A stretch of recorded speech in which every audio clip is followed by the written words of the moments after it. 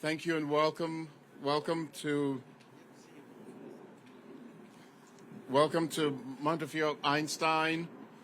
Want to give a special welcome to the Governor of New York, Governor Kathy Hochul.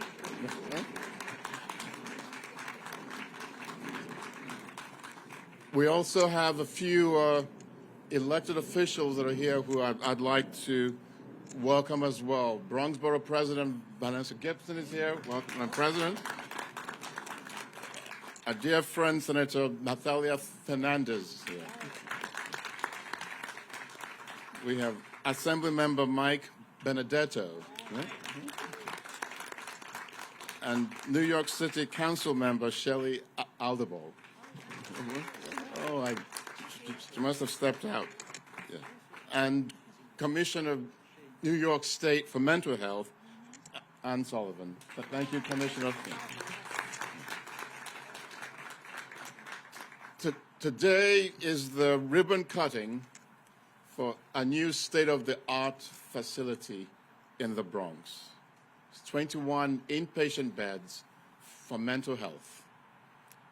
Includes dining rooms, comfort rooms, classrooms, and it will care for children as young as 5 years old and children as old as 17 years old. There's a dire need for mental health care in the borough, in the state, and in the country.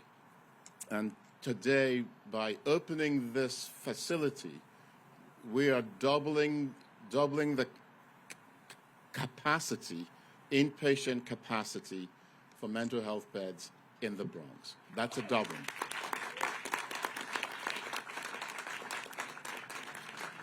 And so I welcome you to look in and get a glimpse of the future of healthcare and the transformation of mental health here in the Bronx.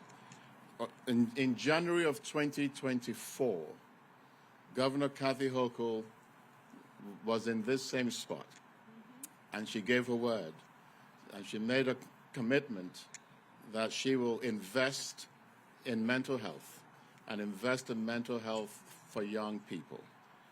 Today, she has kept her word, and she has delivered. And there are a lot of people who make promises and don't necessarily follow through. Today, I'm proud that we have, as a leader, a governor who not only made a promise, but followed through, and we're now doubling the mental health beds in the Bronx. Please welcome the Governor of New York, Kathy Hochul.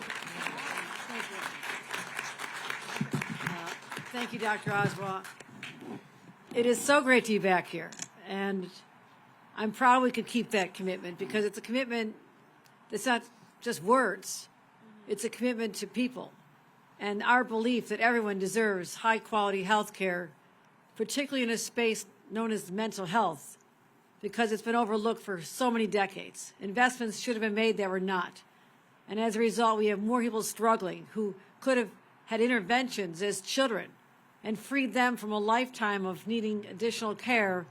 But that day starts now, especially here in the Bronx. I've spent the entire day in the Bronx. We've just came from hurricane relief for Jamaica. We have the largest Jamaican population outside Jamaica, 200,000, mostly here in the Bronx. We want to support those individuals. I was with the borough president as we talked about $5 million to open a brand new birthing center in the Bronx to help mothers and babies have better outcomes in life. But this is a place I'm proud to be. And Dr. Oswald, leadership really matters. And your voice and your leadership of this extraordinary organization, Montefiore Einstein, is a place where compassion just oozes out of every individual associated with it. I can see it, I can feel it when I walk into rooms. People care deeply about others. And I want to thank you for leading this organization. We also have someone who leads an important organization for me as well. The Office of Mental Health has been not invested in the way I think it should have been for many years, but we have a great champion. Come on over here, our Commissioner, Dr. Anne Marie Sullivan. As I mentioned, we have our borough president, we have our Senator Fernandez here, Assembly Member Benedetto, as well as I think our Assembly member is here. If she's still here, is our Assembly Member Aldebaum. But let's talk about a couple of things that are important to me. As I mentioned, when I first became governor in 2021, we were still in the throes of the pandemic. And we had a lot of people that were falling between the cracks. There was not attention to mental health. Our subways had become rolling homeless shelters for people in severe distress. But there was no place to put them. So many beds had been converted to COVID beds. So they were literally lost. These individuals had no place to go for care. And I spoke to the commissioner about this and my team. I said, now that the pandemic is over, we have to get those beds back online and create new beds because we have a severe shortage here in the state of New York. And it's not something I was proud of. I said, we have to do this. So we invested $1 billion, the highest amount ever committed to mental health in the state of New York. Because we need to take a system that had been long forgotten and ignored and elevate it and let people know there should not be stigma associated with getting mental health services because life is hard.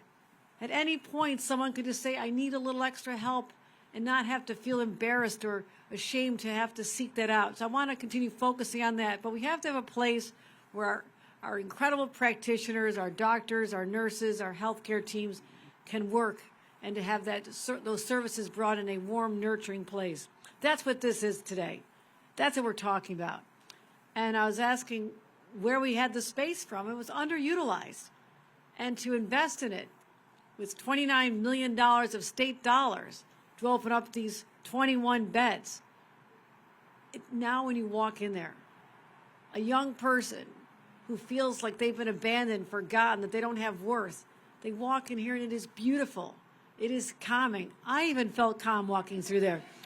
There are beautiful pictures on the walls and the furniture, the selection, the rooms. I notice all these things. I like to decorate.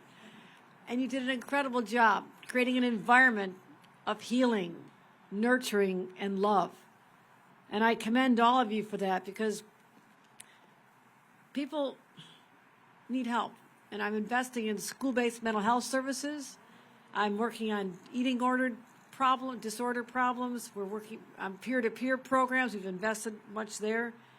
But also something as simple as saying, it does not make sense to me that children have in their hands all day long during the school day, that they have a cell phone that is resulting in so many young people being bullied and tormented and feeling the stigma or their embarrassment or FOMO, and they're not being invited into the girls' room to have a meeting about what they're going to do on Friday.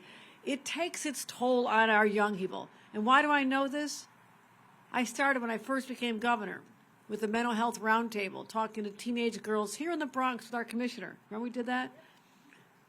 And we're talking about young people who are contemplating suicide, particularly a high number of Latinas who feel particular cultural stress from their parents' upbringing and how they were trying to raise them in a very different society than their home country.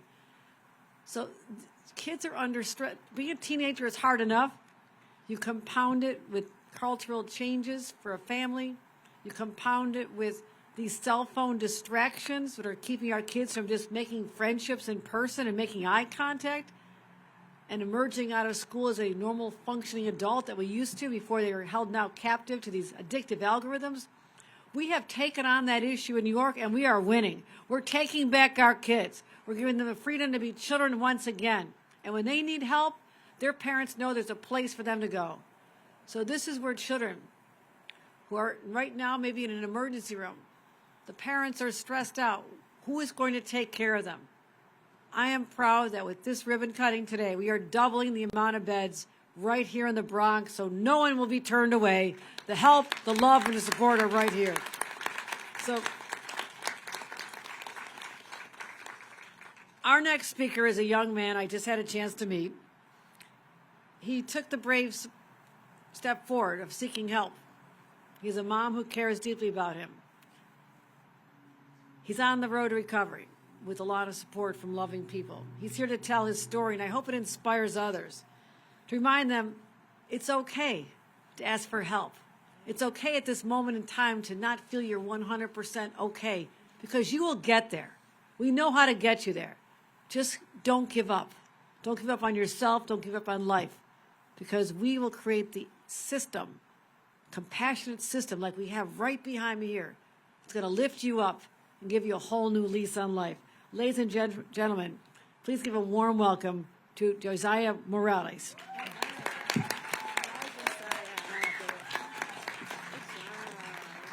First, I would like to say thank you, Governor, for having me here to tell my story.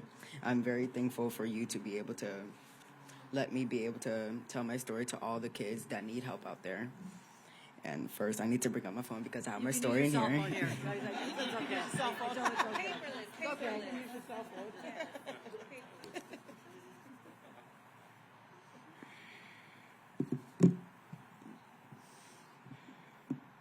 Okay. Hi, I'm Josiah Morales. I used to go to P169 RFK school with school-based clinic services. I have been through a couple of different programs that have supported me to get to community school. At my time at the P169 school and the clinic helped me improve my education and social skills with students and staff. When I first got there, I was kind of a reckless child, but I was able to change my behavior to focus more on the proper education. I want to thank Governor Hochul for making sure kids across New York are able to receive the support and care that they need. This center will help families be able to improve, keep me moving forward, like how it's helped me. Thank you. Now you did it. Great job. Once you get through with that, you can do anything, right? I'm going to give you a hug. I'll find one dollar. You did great. Really strong. Ladies and gentlemen, let's hear from our Senator Michael DiBenedetto.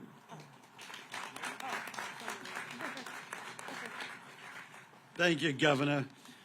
Governor Hochul, your commitment to mental health, just wonderful. And we thank you for it. When you spoke to your commitment, I remember listening to you, your State of the State speech, and just how hopeful I got when listening to you. So I thank you. He's not here today, but Carl Hasty, Speaker Hasty, is a wonderful advocate for mental health of our young. And we could not be here today without him. He couldn't be here today, but in spirit, he certainly is. And Dr. Oswald, what you do here at Montefiore should be replicated all over the place. And we thank you for your commitment to mental health.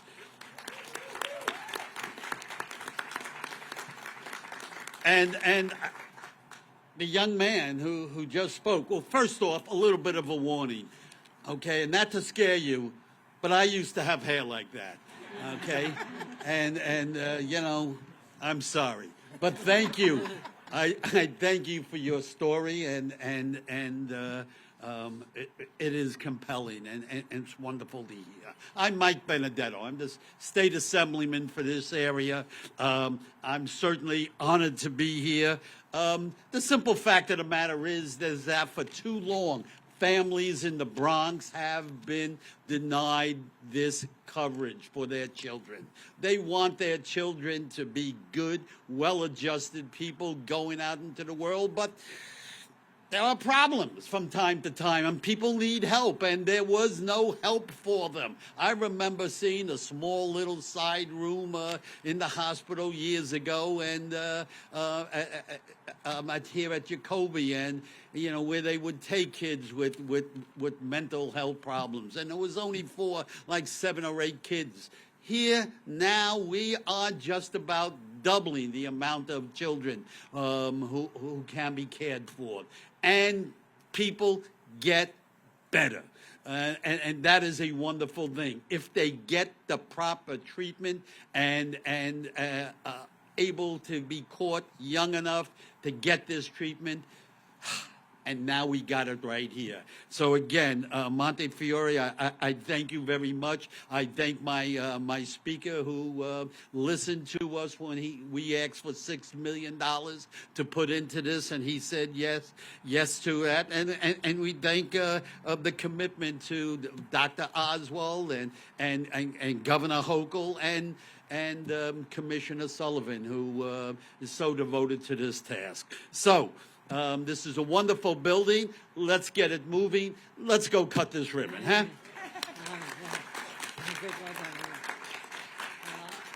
We'll hear for a couple minutes from Senator Fernandez as well. Good morning, everyone. Thank you so much for being here today. Governor, I cannot thank you enough for the work that you have put forward. Not only do you talk the talk, but you have walked the walk, because a year ago when we were speaking about $1 billion, it was music to my ears. It was something I've never heard before in my time in government, and it was a commitment that I was looking forward to see accomplished. And this is truly an example of what it means to put support forward to help those in need. This children's hospital, the 21 extra mental health beds, is going to be transformative. We are in a time that is unprecedented with the influence of social media, with the influence of so much around us, that our kids need the support more than ever. And thank you for highlighting the terrible statistics of suicidal ideation coming earlier than we've ever expected, that 5-year-olds are talking suicidal language, and it is scary. And what are we doing? What is our government doing to support? Every state should be doing what New York State is doing right now, putting forward the funds, opening up beds, and creating the services, making them available to our children, and supporting our families. I truly can't thank the partnerships that brought this together. Shout out to Dr. O and Montefiore, because your work is amazing, and the fact that we can just expand it and help more children, help more families, is something that I look forward to seeing every day. So thank you so much for this accomplishment. Let us help our kids. Let us protect our families and communities. And thank you once again, Governor Hochul. Let's cut the ribbon.